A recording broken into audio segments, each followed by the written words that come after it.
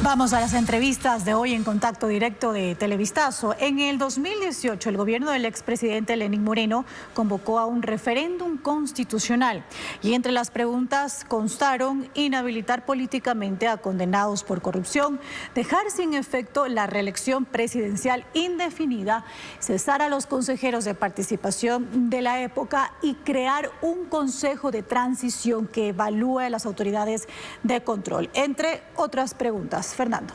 Sí, Andrea, el sí de la consulta popular ganó con el 67.65% versus el no, que llegó al 32.35%.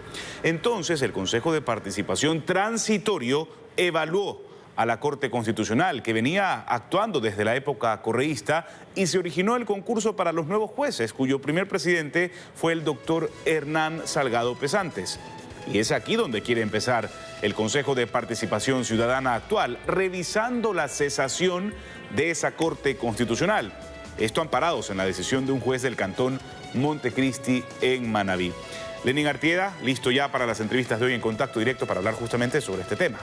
Fernando, Andrea, uno de los vocales del Consejo de Participación Ciudadana de Transición, muy cercano al doctor Julio César Trujillo, habla por primera vez, luego de finalizada la labor encomendada por la ciudadanía en el referéndum. Se trata del abogado Pablo Dávalo, a quien le damos los buenos días y la bienvenida a Contacto Directo. Lenín, buenos días. Muchísimas gracias por la invitación. Un saludo a la audiencia. Doctor Dávila, ¿qué similitud hay entre lo ocurrido en julio del 2019, cuando una mayoría del Consejo de Participación Ciudadana y Control Social, conformada por José Carlos Tuárez, Walter Gómez, Victoria de Sintonio y Rosa Chalá, aprobaron la conformación de una comisión para que revise la designación de la Corte Constitucional y lo que hoy el Consejo de Participación Ciudadana prevé implementar bajo el amparo de un fallo judicial de dudosa legalidad? Me parece que los dos son ejemplos constantes del intento de deslegitimar y no reconocer el trabajo que se hizo en el Consejo de Participación Ciudadana Transitorio. En el 2018, por la voluntad ciudadana y la voluntad popular, se tomaron varias decisiones estratégicas para recobrar el Estado de Derecho en el Ecuador. Uno de ellos era precisamente evaluar a las autoridades que hasta ese momento estaban en funciones, después de un proceso que garantice todos los derechos para los involucrados. En ese proceso de evaluación se incluyó a la Corte Constitucional. Hoy en día, nuevamente, vemos un esfuerzo que se plantea a través del abuso de una garantía jurisdiccional en materia constitucional, que es la acción de protección, para tratar de desconocer el proceso que se hizo de evaluación a la Corte Constitucional. Me parece que es relevante, y mi presencia en esta mañana aquí es precisamente para, como un ciudadano más, hacer notar la importancia y la trascendencia de que los ciudadanos defendamos lo que ha sido el trabajo no solamente del Consejo de Participación Ciudadana y Control Social Transitorio, sino de todas las instituciones involucradas en recuperar paulatinamente el Estado de Derecho y la confianza en las instituciones públicas desde el 2018 a la presente fecha. Tratar de cambiar la Corte Constitucional a través de la figura que sea nos obliga a preguntarnos en este momento ¿para qué? ¿Y por qué? ¿Acaso esta nueva estrategia a través de una acción de protección en Montecristi pretende que se elimine, se cesen funciones a la actual Corte Constitucional para que venga la Corte Constitucional que fue cesada en el 2018 precisamente por voluntad ciudadana previo a un referéndum ciudadano? Ese es el tipo de preguntas que tenemos que plantearnos y yo estoy convencido que detrás de esta argucia jurídica lo que hay es una estrategia de orden político para desestabilizar una vez más al país y evitar que sigamos recuperando, al menos en parte, el Estado de Derecho en nuestro país. Y ya vamos a eso, doctor Dávila, pero antes, ¿podría recordarnos quiénes eran los jueces constitucionales a quienes ustedes evaluaron y cesaron? Y a breves rasgos, contarnos cuáles fueron las razones por las que ustedes determinaron que ellos no podían continuar en esos cargos. Mire, lo que le puedo decir en este momento es que absolutamente todos los miembros de la Corte Constitucional hasta el 2018 tenían delicados y graves conflictos de interés para el ejercicio de su cargo. La Administración de Justicia en general, y la Administración de Justicia Constitucional en particular tienen que cumplir preceptos esenciales y fundamentales vinculados precisamente a un Estado de Derecho. Y ninguno de los jueces en ese momento tenía. Los magistrados que nosotros cesamos en funciones estaban total y absolutamente vinculados al partido político de gobierno y de turno en ese momento. Alianza País, el partido del expresidente Rafael Correa. Parte de la dirección de la Corte Constitucional de ese momento estaba en manos de quienes eran las personas de mayor confianza del presidente Correa. Habían cumplido funciones no solamente en el despacho presidencial, sino que ejecutaban las disposiciones que emanaban del Ejecutivo en diferentes carteras de Estado. Independientemente de quiénes hayan sido esas personas individualmente consideradas, el hecho es que no podían ejercer el cargo porque no tenían autonomía, no tenían independencia y por tanto no representaban ningún tipo de garantía en la administración de justicia para los ciudadanos. Esas fueron las razones que individualmente, caso por caso, fueron consideradas por el Consejo Transitorio en función de principios y estándares internacionales para evaluar a ese tipo de funcionarios. Doctor, más allá de las formas, ¿por qué son inaplicables estas intentonas, la de 2019 y la de hoy, de ir contra las resoluciones del Consejo Transitorio que presidió Julio César Trujillo y del que usted también fue parte? Hacía referencia hace un momento de una estrategia de desinstitucionalización. ¿Y quién está detrás de todo esto? Quizás valga en muy breves segundos resumirle a la audiencia, porque esto es un tema que acaba de ser resuelto, entiendo, la semana anterior, me parece que el día viernes, para que quede claro los argumentos que voy a exponer a responder su pregunta. En julio, esto empieza en julio, aparentemente una ciudadana en Portoviejo resuelve pedirle al Consejo de Participación Ciudadana que constituya una veeduría pública para revisar, evaluar, diagnosticar, dice el pedido, lo actuado por el Consejo Transitorio en cuanto a la designación de la Corte Constitucional. De manera resumida, el Consejo de Participación Ciudadana le responde y le dice: no puedo hacer porque hay un dictamen interpretativo de la Corte Constitucional donde dice que nosotros no podemos revisar lo que hizo el transitorio. En resumidas cuentas, la señora decide presentar una acción de protección en Montecristi. Todo este proceso previo fue en Portoviejo. Ella presenta en Montecristi y dice: me están violando los derechos y por favor pido que a través de una acción de protección se constituya esta acción. Finalmente, el viernes, un juez en Montecristi resuelve darle la razón y le dice al Consejo: usted tiene que inmediatamente instaurar una veeduría ciudadana para, se entiende, evaluar, diagnosticar y revisar el trabajo que nosotros hicimos. Eso es absolutamente inconstitucional.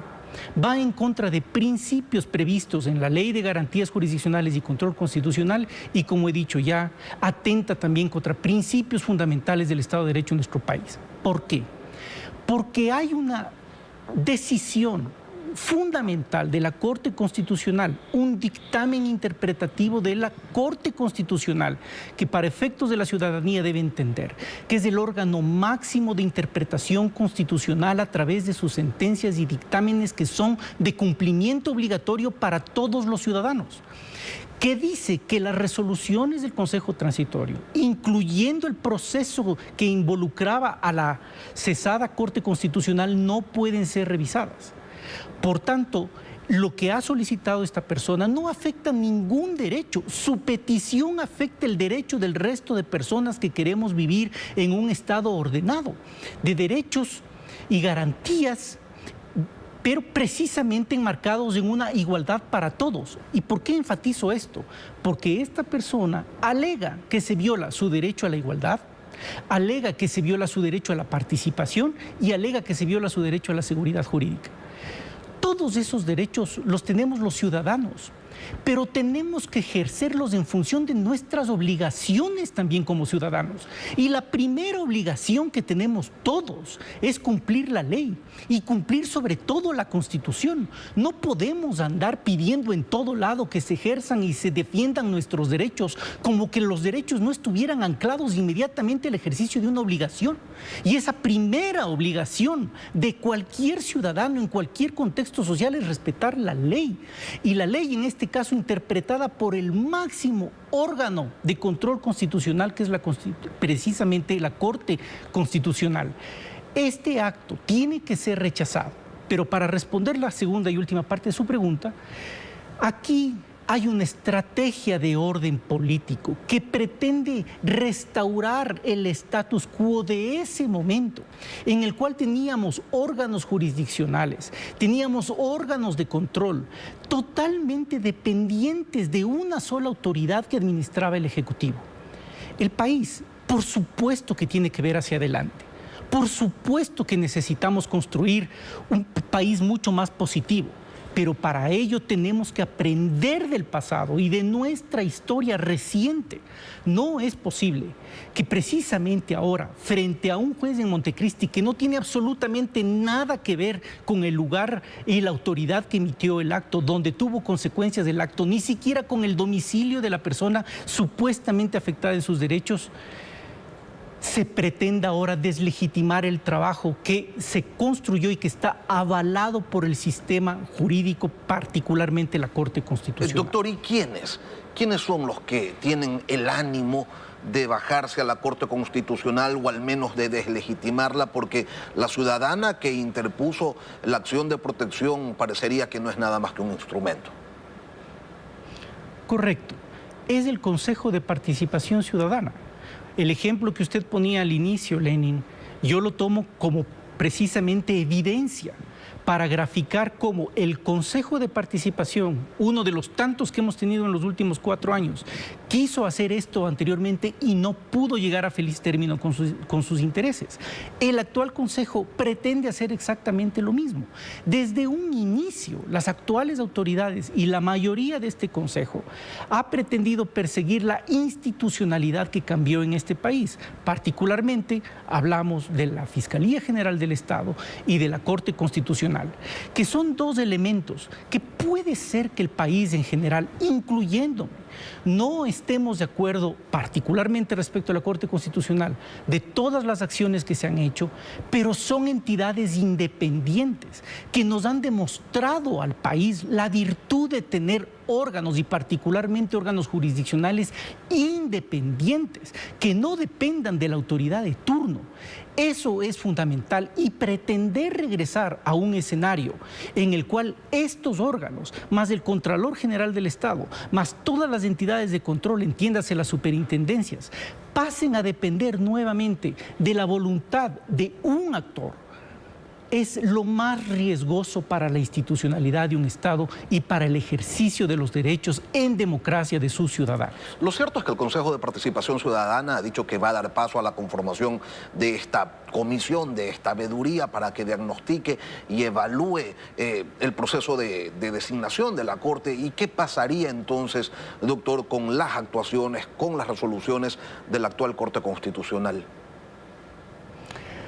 Mire, es curioso que las autoridades del Consejo de Participación Ciudadana, de una manera rauda, eficiente y veloz, hayan dicho: vamos a tener que ejecutar inmediatamente esta veeduría ciudadana porque no nos queda más. Su propio informe supuestamente dice que no lo pueden hacer. La pregunta es: ¿por qué no han apelado la decisión de un juez que es abiertamente inconstitucional? ¿Por qué no han apelado? Si es que están tan conscientes, usan la palabra claramente, el dictamen interpretativo de la Corte Constitucional señala que no lo pueden hacer. Está fuera de su capacidad administrativa y constitucional. Si es así, debieron haber apelado, pero no lo hicieron, precisamente porque hay un interés en contrario. Lo que tiene que pasar inmediatamente, entiendo que esa decisión está apelada, la Corte Constitucional tiene la oportunidad nuevamente de intervenir en este caso, y yo espero que la Corte lo haga, para marcar un precedente. Primero, para que haga un control de oficio sobre este tema, haga un seguimiento de oficio y establezca con claridad que el juez está actuando en contra de la Constitución y en contra de un fallo, de un dictamen interpretativo de la propia Corte. Eso tiene que acarrear la destitución del juez. Y del Si es que Consejo esto de llega a Participación Ciudadana también, doctor, si es que llegara a conformarse efectivamente esa veeduría.